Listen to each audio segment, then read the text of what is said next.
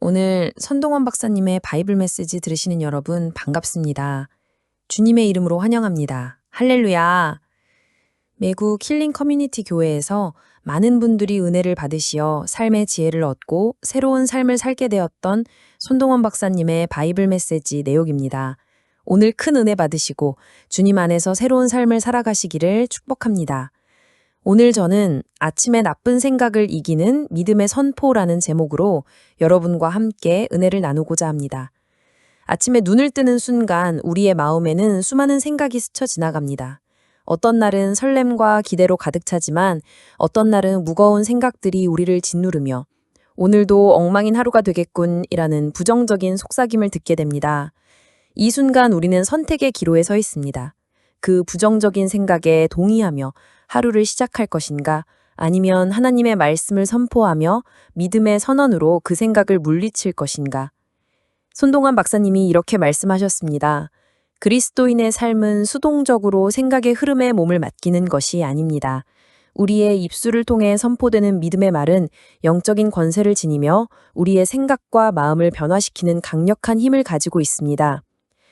20세기 초 영적 거장 에드워드 뱅크스는 기도는 영혼의 숨결이며 말은 영혼의 호흡이다 라고 말했습니다. 우리의 입술에서 나오는 말은 단순히 소리가 아니라 우리의 영적인 상태를 드러내고 우리의 삶에 영향을 미치는 영적 실체입니다.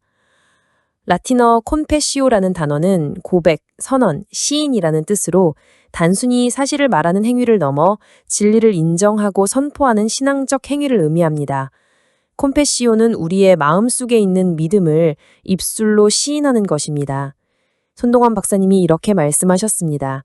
아침에 나쁜 생각이 들 때 그 생각에 동의하는 대신 콘페시오를 통해 하나님의 말씀을 선포해야 합니다. 현대인들은 뇌피셜이라는 신조어를 사용하며 자신의 머릿속에서 나온 뇌피셜이 사실인 것처럼 믿고 행동합니다. 아침에 드는 부정적인 생각들 역시 우리의 뇌피셜에 불과합니다. 성경 잠언 18장 21절에서 말씀하십니다. 죽고 사는 것이 혀의 힘에 달렸나니 혀를 쓰기 좋아하는 자는 혀의 열매를 먹으리라. 이는 우리의 입술에서 나오는 말이 단순히 사적인 견해를 넘어 우리의 삶에 실제로 영향을 미친다는 것을 의미합니다. 우리의 혀가 뇌피셜 대신 하나님의 진리인 하나님 피셜을 선포할 때 우리의 삶은 죽음의 그림자에서 벗어나 생명과 소망으로 가득 차게 됩니다. 오늘날 우리는 바이러스라는 단어에 민감하게 반응합니다. 우리 마음에도 불평 바이러스가 있습니다.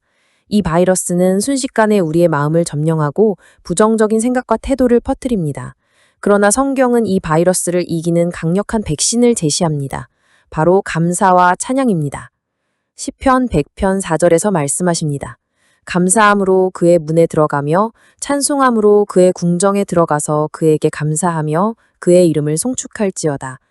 감사함으로 하나님의 문에 들어갈 때 우리는 불평의 바이러스가 침투할 수 없는 영적인 보호막을 만들게 됩니다. 선동환 박사님이 이렇게 말씀하셨습니다. 우리의 마음속에는 눈에 보이지 않는 저울이 있습니다. 나쁜 생각이 들면 저울의 한쪽에 부정적인 생각들이 쌓여 마음이 기울고 결국 우리는 낙심과 불안에 빠지게 됩니다. 그러나 시편 42편 11절에서 시편 기자는 말합니다.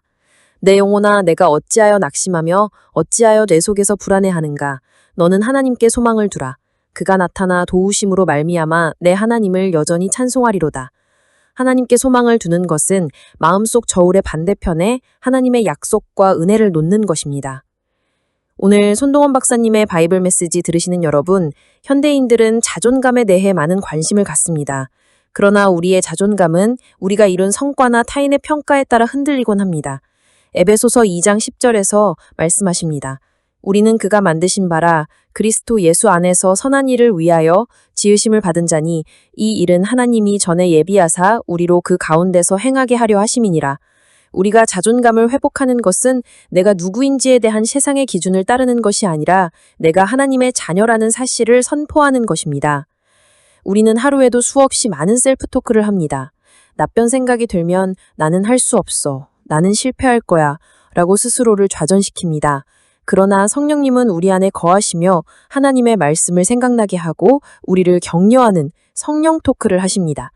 요한복음 14장 26절에서 예수님께서 말씀하십니다. 보혜사 곧 아버지께서 내 이름으로 보내실 성령, 그가 너희에게 모든 것을 가르치고 내가 너희에게 말한 모든 것을 생각나게 하리라. 이제 구약의 다윗을 살펴보겠습니다. 소년 다윗이 거인 골리앗 앞에 섰을 때 그의 눈에는 세상적인 조건들이 보였습니다. 다윗은 무기도 갑옷도 없었지만 골리앗은 엄청난 무기와 거대한 몸집을 자랑했습니다.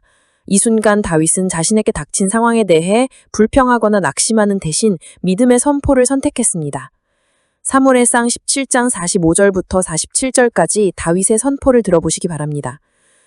다윗이 블레셋 사람에게 이르되 너는 칼과 창과 단창을 가지고 내게 나아오거니와 나는 만군의 여호와의 이름 곧 내가 모욕하는 이스라엘 군대의 하나님의 이름으로 내게 나아가노라.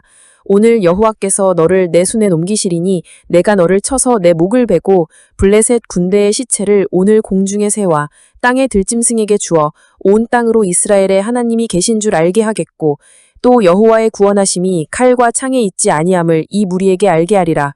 전제는 여호와께 속한 것인즉 그가 너희를 우리 손에 넘기시리라. 여기서 구원하심이라는 표현은 히브리어 야슈아라는 봉사를 사용합니다. 야슈아는 구원하다, 건지다, 돕다, 승리를 주다라는 뜻으로 업죄와 위럼에서 벗어나게 하는 하나님의 동적인 행동을 의미합니다.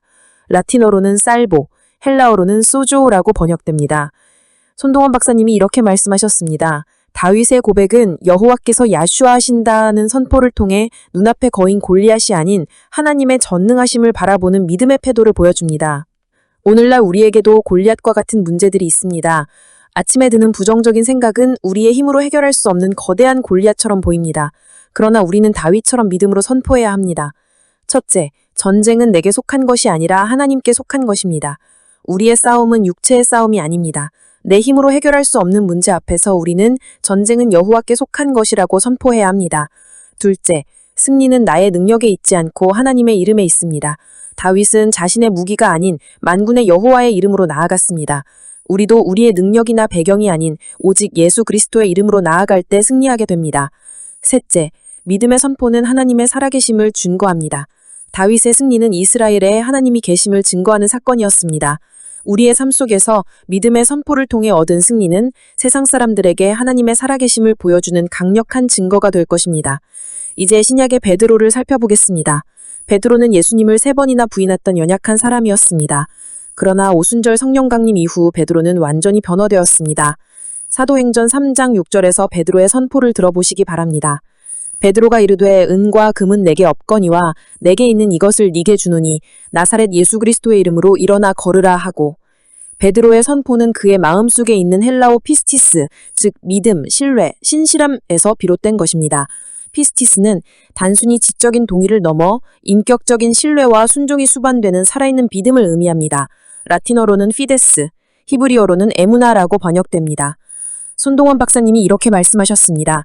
베드로의 선포는 그의 마음속에 있는 피스티스가 행동으로 나타낸 결과입니다.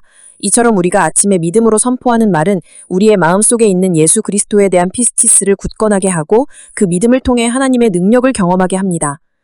첫째, 우리의 부족함이 하나님의 능력을 막지 않습니다. 베드로는 은과 금은 내게 없거니와 라고 자신의 부족함을 인정했습니다.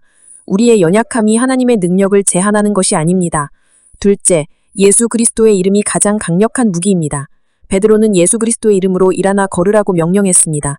우리가 아침에 믿음으로 선포하는 말은 단순히 긍정적인 생각이 아니라 가장 강력한 영적인 무기인 예수 그리스도의 이름입니다. 셋째, 믿음의 선포는 기적을 일으키는 통로입니다. 베드로의 선포를 통해 앉은뱅이가 일어나 걷는 기적이 일어났습니다. 이제 실천적인 3가지 원칙을 말씀드리겠습니다.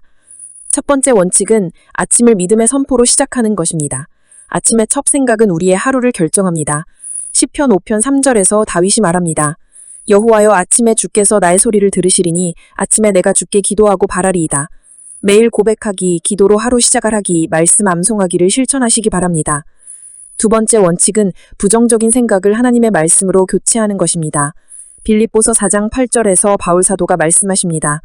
끝으로 형제들아 무엇에든지 참되며 무엇에든지 경건하며 무엇에든지 오르며 무엇에든지 정결하며 무엇에든지 사랑받을 만하며 무엇에든지 칭찬받을 만하며 무슨 덕이 있든지 무슨 기림이 있든지 이것들을 생각하라.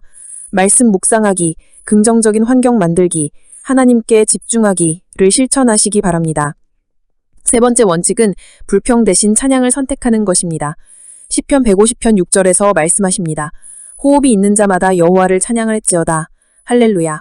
찬양 듣기, 찬양으로 기도하기, 하나님께 영광 돌리기를 실천하시기 바랍니다. 기독교 신학자 존 버녀는 믿음은 소리 지르는 기도다라고 말했습니다. 믿음은 우리의 마음속에만 머무르는 것이 아니라 우리의 입술을 통해 소리내어 선포될 때 온전해집니다. 라틴어 베리타스는 진리, 진실이라는 뜻으로 우리가 아침에 선포해야 할 것이 바로 이 베리타스임을 말해줍니다. 우리의 부정적인 생각들은 진리가 아니지만 하나님의 말씀은 변함없는 베리타스입니다. 우리가 아침마다 하나님의 말씀을 선포하며 베리타스를 고백할 때 우리의 마음은 소망으로 가득 차고 우리의 삶은 하나님의 축복으로 채워질 것입니다. 오늘 손동환 박사님의 바이블 메시지 들으시는 여러분, 아침의 첫 생각을 믿음의 선포로 승리하시기를 예수 그리스도의 이름으로 축복합니다. 할렐루야.